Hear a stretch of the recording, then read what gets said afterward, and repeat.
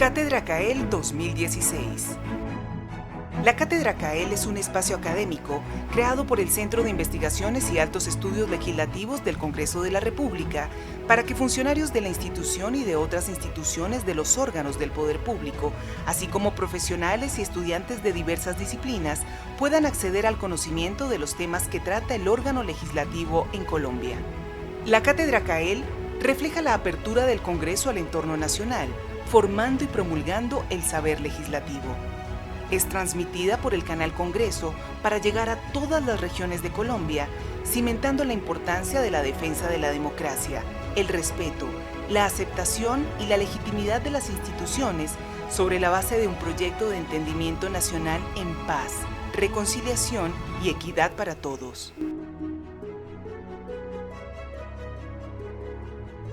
Cátedra CAEL 2016. Inmediatamente pasamos con el profesor Alejandro Gómez Jaramillo con su conferencia titulada Política Criminal en Colombia. El profesor Alejandro Gómez es profesor abogado de la Universidad Nacional de Colombia, es magíster en Sistemas Penales Comparados y Problemas Sociales de la Universidad de Barcelona, es máster en Filosofía con énfasis en Filosofía Política de la UNAM de México, doctor en Sociología y es actualmente el director de la Maestría de Derecho Penal de la Universidad Santo Tomás. Profesor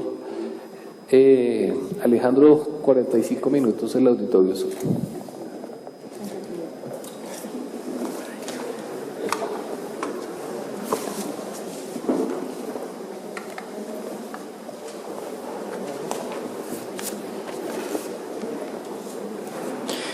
Ok, muy buenas tardes. Quiero agradecer al CAEL por la amable invitación que me ha surtido para, desde una visión académica, pero que también incluye una visión como exfuncionario público y como operador del derecho penal, realizar una serie de comentarios alrededor de la política criminal en Colombia, y en eso coincido con algunos de los planteamientos del profesor Marco Romero en el contexto del conflicto armado, es decir, trabajar la política criminal desde un punto de vista de la realidad colombiana, y es precisamente el conflicto armado.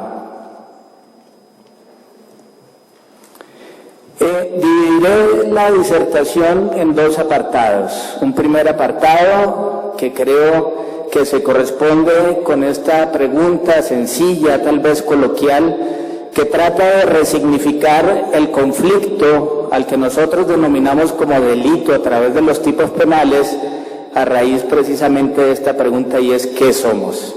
Desafortunadamente, los modelos tradicionales de investigación, enjuiciamiento y condena que nosotros utilizamos provienen de tradiciones y justificaciones teóricas que tal vez no se compadecen con la realidad del contexto en el que nosotros vivimos. ¿Qué somos entonces desde el punto de vista del conflicto? Les propongo en un primer momento presentar ante ustedes 4 imágenes que luego iré tejiendo y regresaré a ellas a lo largo de la disertación, un poco para hacer ese primer diagnóstico de qué somos nosotros desde el punto de vista del conflicto, pero particularmente desde el punto de vista del control penal. En abril del 2015, y a raíz de una orden que da el fiscal general de la Nación, el doctor Montealegre, una orden de capturas masivas, en la costa atlántica se capturan más o menos a 70 miembros del clan Usuga por pertenecer a una red de prostitución a través de la cual les eran entregadas niñas menores de edad de entre 11 y 16 años bajo la condición de que fueran vírgenes. Esta orden de captura se tramita a través de la Fiscalía General de la Nación ante juez de control de garantías y termina convirtiéndose este problema en un problema legal y particularmente penal. Retengamos esa imagen. Segunda imagen. En el 93 se aprueba la Ley 40, que es una ley que pretende hacerle frente al fenómeno del secuestro en Colombia. Ven ustedes un titular de 1992 que trata desde el punto de vista de la opinión pública presentar un poco cuál era la problemática cuál era la emergencia y la alerta en la población, y finalmente cuál era la emergencia desde el punto de vista del discurso político en relación con el fenómeno del secuestro. Como consecuencia del fenómeno del secuestro y de la emergencia mediática, como ustedes lo ven en la diapositiva, se crea esta ley en donde se aumentan las penas para el secuestro extorsivo, pero también para el secuestro simple, e incluso crea agravantes, incluyendo posteriormente un tipo penal al que denominó concierto para secuestrar. En suma, esa ley creó penas iguales o mayores a las penas establecidas en su momento para el homicidio. Un contexto de emergencia y de alarma social crea un proyecto legislativo desde el punto de vista de la política penal que crea mayores penas para proteger la libertad que el homicidio. Ven ustedes en esta escena el primer discurso de la campaña presidencial de Hillary Clinton. En este discurso, que además estaba muy cercano a los hechos de Baltimore, en donde había sido asesinado un afroamericano por parte de un policía blanco, en este discurso Hillary Clinton señala que uno de los puntos centrales de su campaña es responder a un problema que aqueja a Estados Unidos. Ese problema es el encarcelamiento masivo, por un lado, dice ella, y por otro lado, la discriminación racial que se traduce a través del sistema de justicia penal. Dice ella, abro comillas, hemos permitido que nuestro sistema de justicia esté fuera de balance y estas recientes tragedias, las de Baltimore, nos deben unir para trabajar juntos como nación para equilibrarnos. Hay que cambiar un sistema de justicia que se sustenta en el encarcelamiento masivo. Siguiente escena actual. El conflicto armado desde el punto de vista de la justicia penal. ¿Cuál podría ser el diagnóstico fundamental, material, para poder hablar de la criminalidad en Colombia si no son los datos objetivos, estadísticos, en este caso oficiales, porque son de la Unidad de Víctimas, Unidad de Atención y Reparación Integral de Víctimas del Conflicto Armado?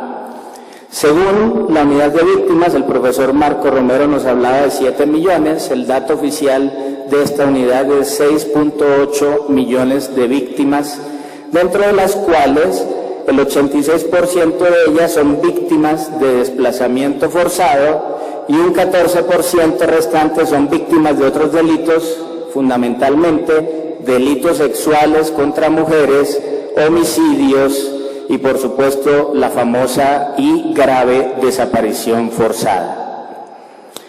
Estos dos teóricos, Sabine Kurtenbach y nuestro ya famoso teórico Luis Jorge Garay, tratan cada uno desde su perspectiva de señalar cuáles son las causas estructurales de la producción masiva de esas 6.8 millones de víctimas. Señalan, por un lado, que existe una cultura política de la violencia, y estoy plenamente de acuerdo con la postura del profesor Marco Romero. Desde hace mucho tiempo Colombia expresa a través del derecho penal una política de eliminación del contradictor, lo que el famoso penalista alemán Günther Jacobs denomina un derecho penal del enemigo, un modelo que él presenta teóricamente, pero que en Colombia ya es una realidad endémica, es decir, la utilización del derecho penal para la eliminación del otro, para la eliminación del opositor, para la eliminación del contradictor. Tenemos una cultura política de la violencia que se expresa también a través de la justicia penal, una debilidad del Estado que históricamente tiene que ver con el triunfo de las oligarquías y fundamentalmente de un sistema centralista que produce en contraste el olvido de las regiones, y finalmente un punto fundamental para el análisis político-criminal en la actualidad, y es la debilidad del Estado por haber sido cooptado por intereses particulares. Los estudiosos del tema, es decir, de los delitos de corrupción, señalan como primer acercamiento criminológico frente a los delitos de corrupción que se explican ellos porque el Estado ha sido cooptado por intereses particulares, es decir, que quienes están en el gobierno actúan no en beneficio de la población, en un beneficio común de la sociedad civil, sino en beneficio propio porque representan intereses particulares. Coincido, y no voy a andar en ello, que otro de las causas estructurales del conflicto es la ausencia de una verdadera democracia, como la ha puesto, por supuesto, de manera evidente en discusión el profesor Marco Romero, en tanto que tenemos una democracia sustentada en el voto, clientelista y en donde no hay verdaderos mecanismos de participación democrática. Pero finalmente, y en contraste con el dato de los 6.5 millones de víctimas, Luis Jorge Garay señala que la principal causa del conflicto armado es la distribución desigual de la tierra. Y nos da él precisamente estos datos. 45% de las tierras están sin títulos jurídicos, lo cual legitima el uso del poder porque no existe un límite jurídico para el uso y el abuso de la tierra. 7.1 millones de hectáreas cultivadas en un país en el que existen 28 millones de tierras cultivables, y algo que ha sido señalado en distintas oportunidades como un problema endémico de la realidad social colombiana es la existencia de latifundios a través de la ganadería extensiva que muestra 36 millones de hectáreas utilizadas para ello. ¿Cómo podemos nosotros entonces responder a estas primeras escenas que hemos presentado y a este primer diagnóstico desde el punto de vista de la justicia penal? ¿Cuál puede ser la justicia penal, la política criminal en un país en donde hay casi 7 millones de víctimas que vive un conflicto armado? ¿Recuerdan la primera escena del clan Usuga? Ahí estamos viendo en esa noticia una violencia directa, es decir, me voy a remitir a esta postura que el profesor Johan Galtung nos presenta, quien es un estudioso precisamente de la teoría del conflicto. Johan Galtung coincide con aquello que señaló el profesor Marco Romero haciendo alusión a Stanislao Zuleta. El conflicto es connatural a las sociedades. No existen las sociedades del orden, las sociedades de la paz, eso es una abstracción. El conflicto es connatural, es normal e incluso es funcional. Pero el conflicto hay que administrarlo. Cuando no se administra el conflicto, no digo se resuelve, porque resolver sería una quimera, se administra el conflicto, entonces el conflicto se vuelve violencia. Cuando el conflicto, que es connatural a las sociedades, no se administra, se convierte en violencia. Ahora bien, esa violencia se manifiesta a través de un hecho victimizante, es decir, a través de una violencia directa. Sin embargo, esa violencia directa, según Galtung, es causada por dos fenómenos que están en la base de la producción de la violencia. Por un lado, una violencia estructural. ¿Qué significa eso, una violencia estructural?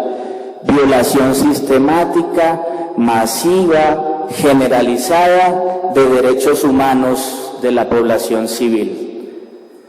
Esa violencia estructural, según Galtung, puede ser vertical o puede ser horizontal. Vertical cuando quien realiza ese abuso generalizado, esa violación sistemática, es quien está en el poder, es decir, cuando lo hace el gobierno y cuando lo hace el Estado. La forma más evidente de violencia estructural vertical sería una dictadura. Y violencia estructural horizontal cuando quien realiza ese abuso sistemático generalizado es un grupo frente a otro grupo de la población civil. Digamos que el ejemplo más evidente de la violencia estructural horizontal sería el genocidio. Y por otro lado, dice Galtung, y no por ello menos importante que la violencia estructural, está la violencia cultural.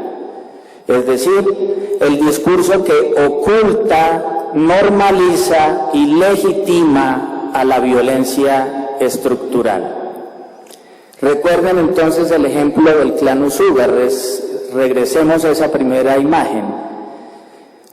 La justicia penal no puede hacer más que, por los principios, además del sistema de justicia penal, es un sistema de responsabilidad individual. La justicia penal solo puede hacerle frente a la violencia directa. Pero la violencia estructural que se ve en ese caso, es decir, una violación sistemática de los derechos de los niños, niñas, es decir, mujeres, una violencia sexual estructural, queda indemne y no es administrada por el Estado. Asimismo, la violencia cultural, patriarcalista, machista, como la quieran llamar, que legitima ese conjunto de violencias frente a las mujeres, violencias sexuales en ese caso frente a niñas, queda absolutamente indemne también. Entonces podemos ir sacando una primera conclusión de política criminal. El conflicto armado es precisamente un conjunto de violencias estructurales y de violencias culturales que se manifiestan a través de unos hechos victimizantes que el Código Penal tipifica y convierte como delitos. La justicia penal solo podrá encargarse de la violencia directa y la violencia estructural y cultural quedarán impunes, con lo cual un modelo de superación, decían allá atrás, de la superación de los abusos sistemáticos hacia la paz o de la dictadura hacia la democracia, es decir, un modelo de justicia transicional, solo puede transitar si le hace frente a estas dos violencias. En pocas palabras, si la justicia penal es el modelo que tenemos para hacer efectiva un modelo de justicia transicional, estamos únicamente atacando la violencia directa y dejando impune aquello que ha causado el conflicto.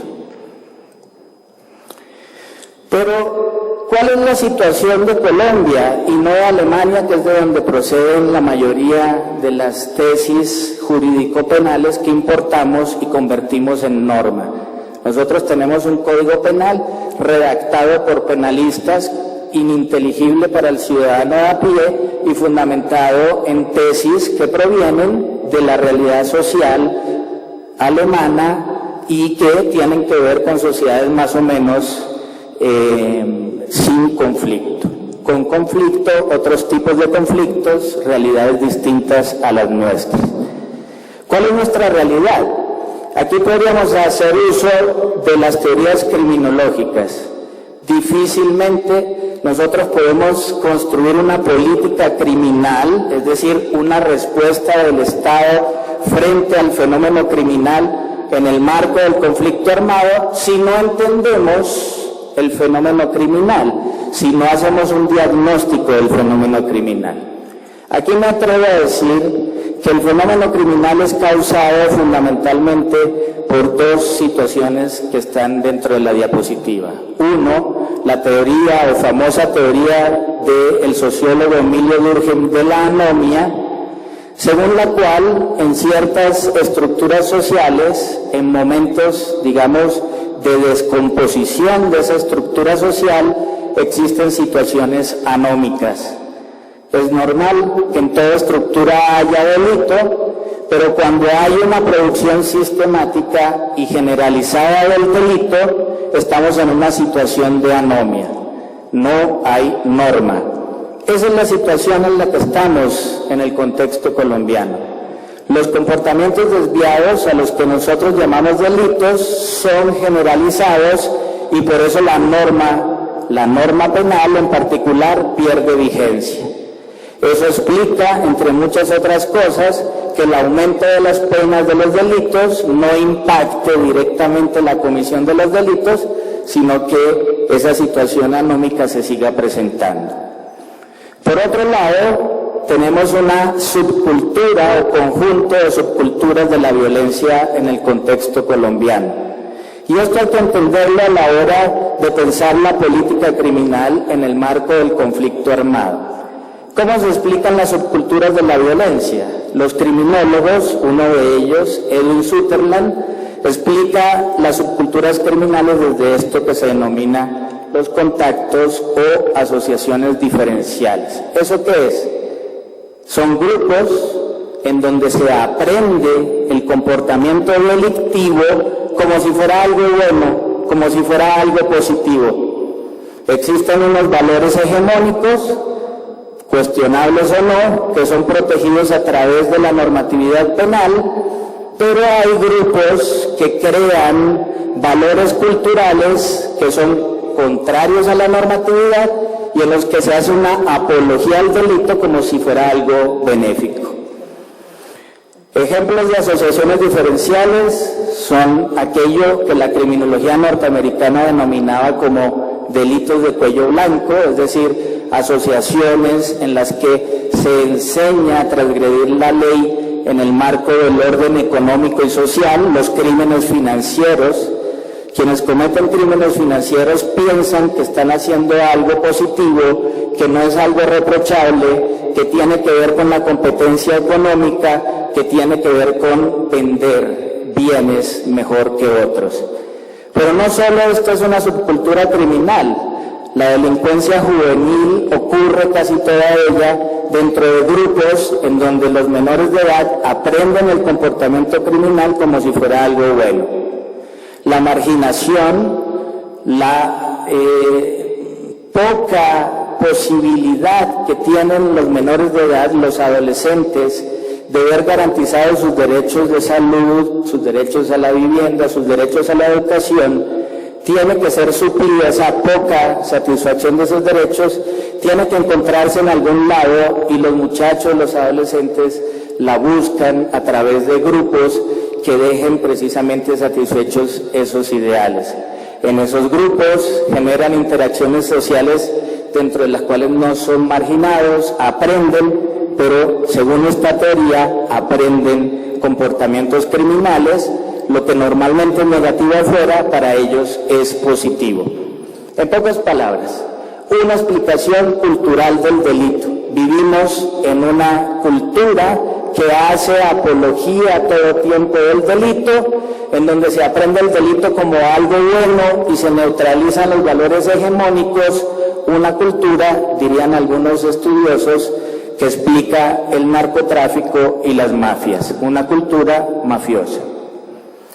Finalmente, en este diagnóstico, si hemos dicho que los grandes crímenes dentro de nuestro contexto no son los hurtos, no son las estafas, sino son esos crímenes del conflicto armado, esas violaciones sistemáticas de derechos fundamentales, entonces debemos crear un sistema de justicia y de investigación que se dirija a investigar esos graves crímenes, a enjuiciar a esos criminales y a condenar a esos criminales. Ya no tenemos que diseñar un sistema jurídico penal para los criminales de a pie, para los criminales individuales, esa visión del criminal como distorsionado, sino un sistema de justicia para desmantelar las grandes organizaciones criminales. ¿Qué hacer? Crear una política criminal.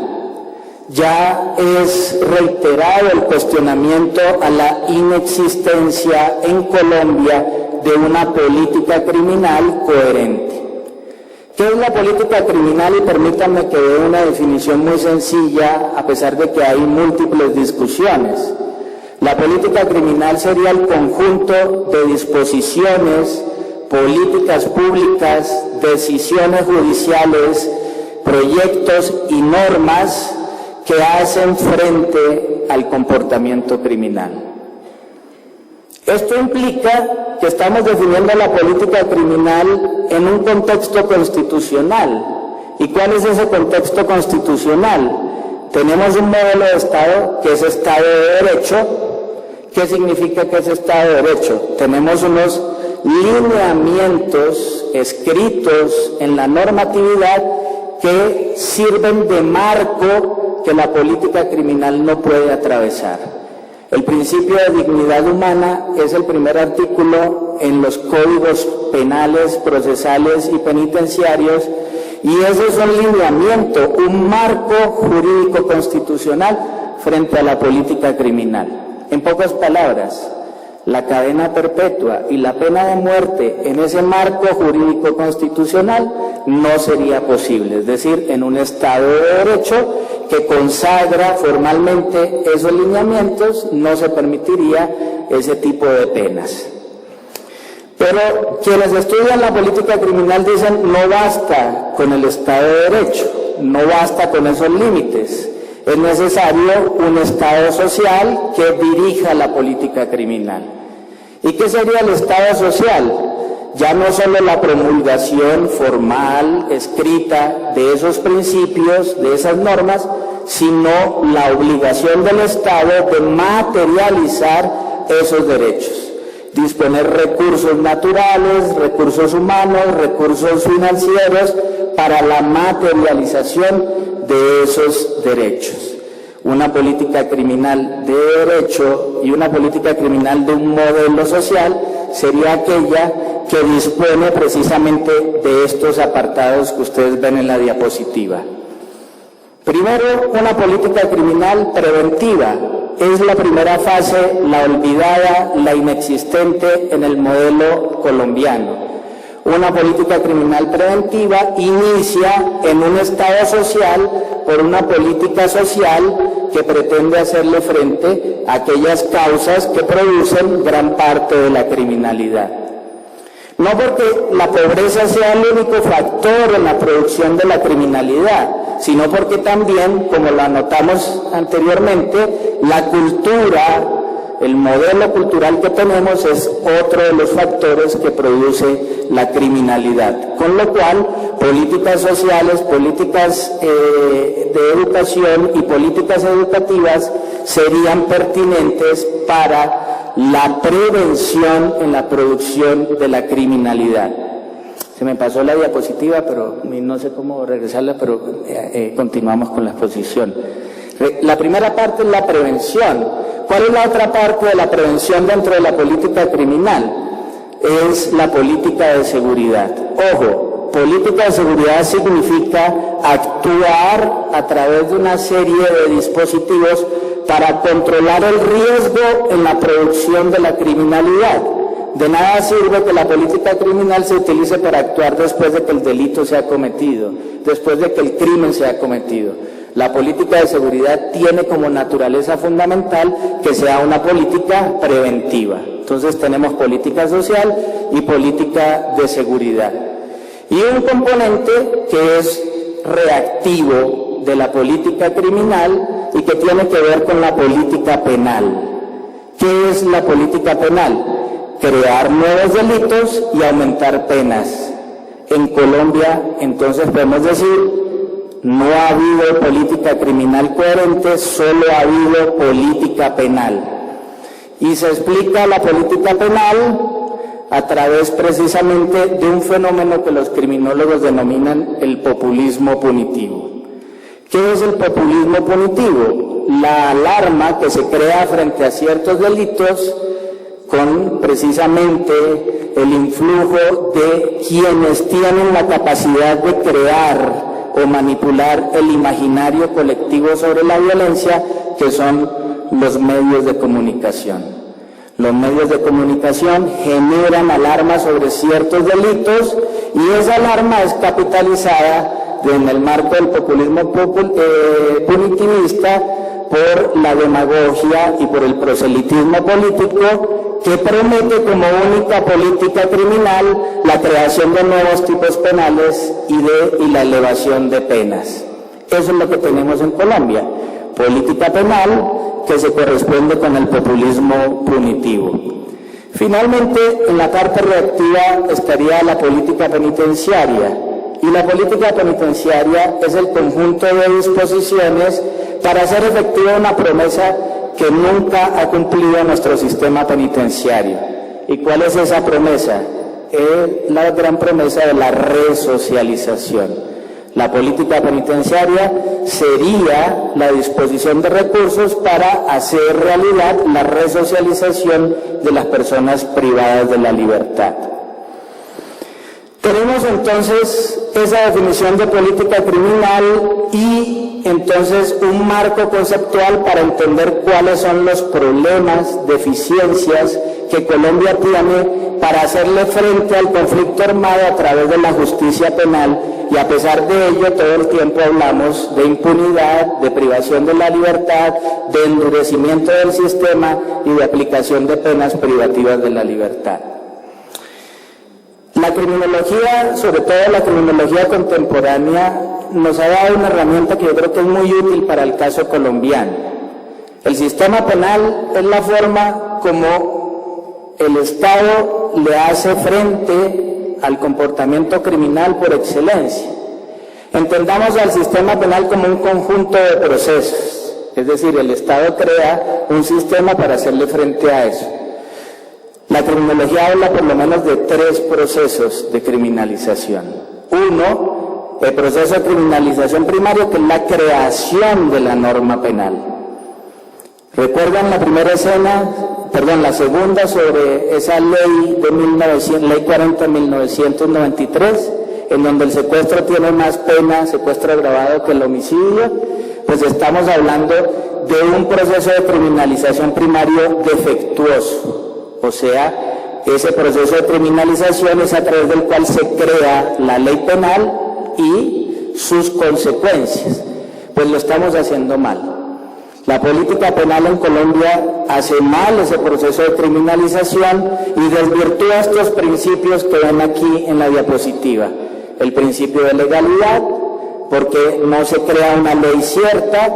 El principio de proporcionalidad, porque no hay una proporción entre el delito y la pena, y por supuesto el principio de razonabilidad, que tendría que ser un principio regulador a la hora de crear las penas.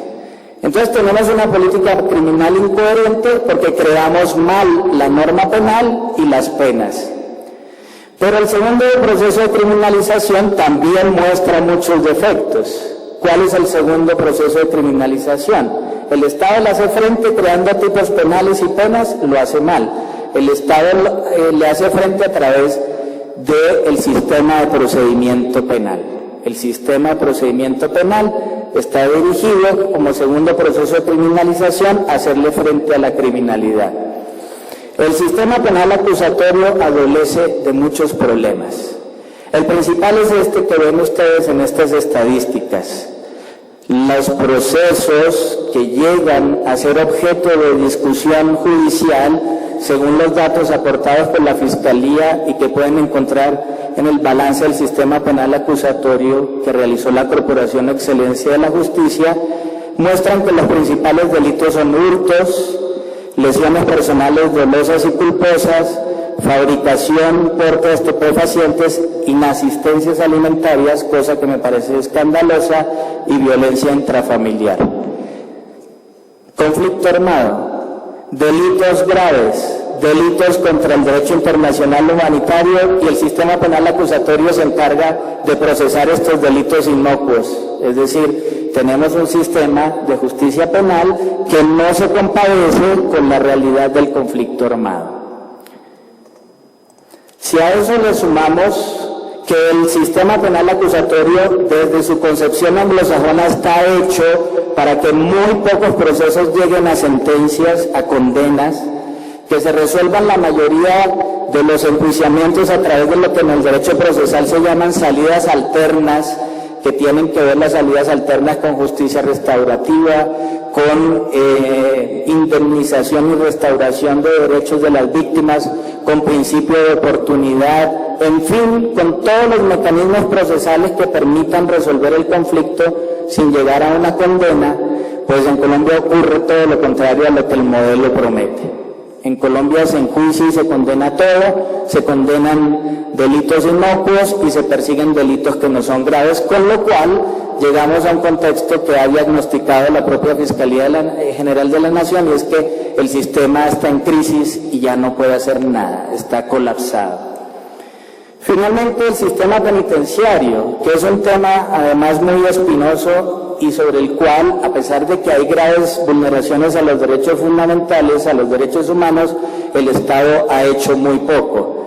Tenemos un índice de hacinamiento de 54.9%. Esto más o menos es el índice de hacinamiento que hay en América Latina, pero estas 3 cárceles en el norte del país muestran ya estadísticas que se salen de cualquier marco de realidad.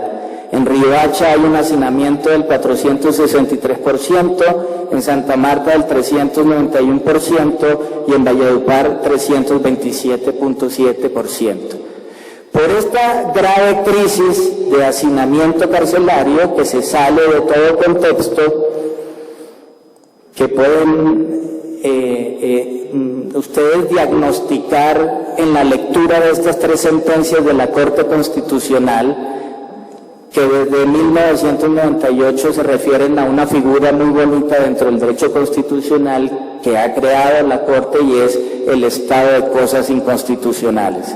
En Colombia hay un estado de cosas inconstitucionales desde 1998 hasta la última sentencia que lo reconoce nuevamente, y es una vulneración sistemática, masiva, generalizada y colectiva de derechos fundamentales.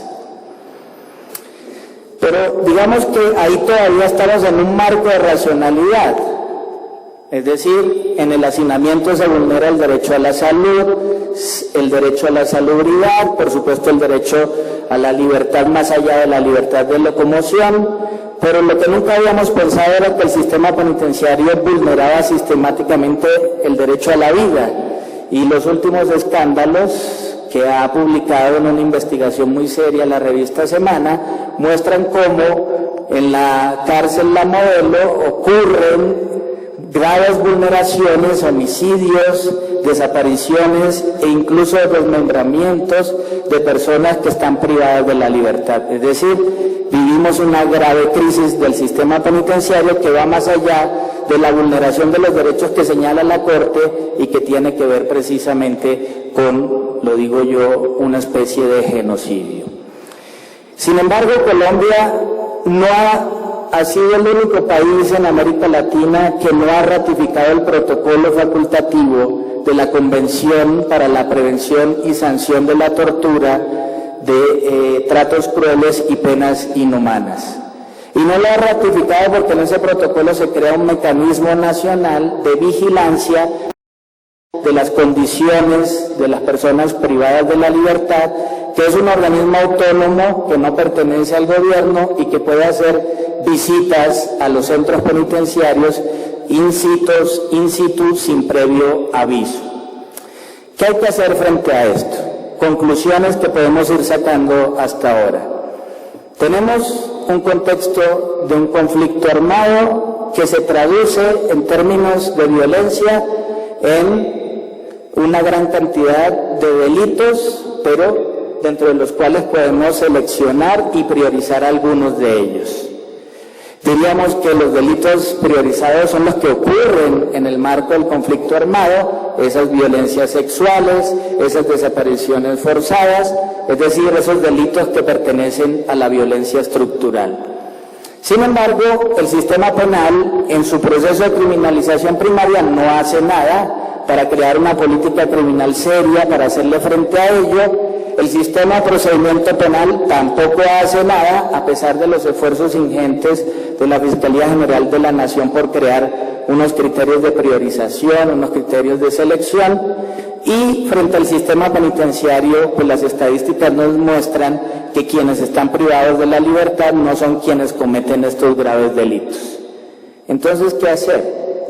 ¿Qué modelo de justicia podemos proponer en este contexto y frente a este diagnóstico? Brevemente, primero, y en homenaje a esta invitación que me hace el CAEL, acercar la academia con quien de acuerdo al principio de reserva de ley, se encarga de la creación de la política criminal. La academia permite superar esa visión normalizada, coloquial, construida sobre el delito y la violencia y permite distinguir algo que está aquí en la primera línea, distinguir entre fines y funciones. Una cosa son las promesas del sistema penal y otra cosa son las realidades del sistema penal. Hagamos política criminal desde la realidad. Estudiemos incluso el sistema jurídico penal desde lo que realmente acontece.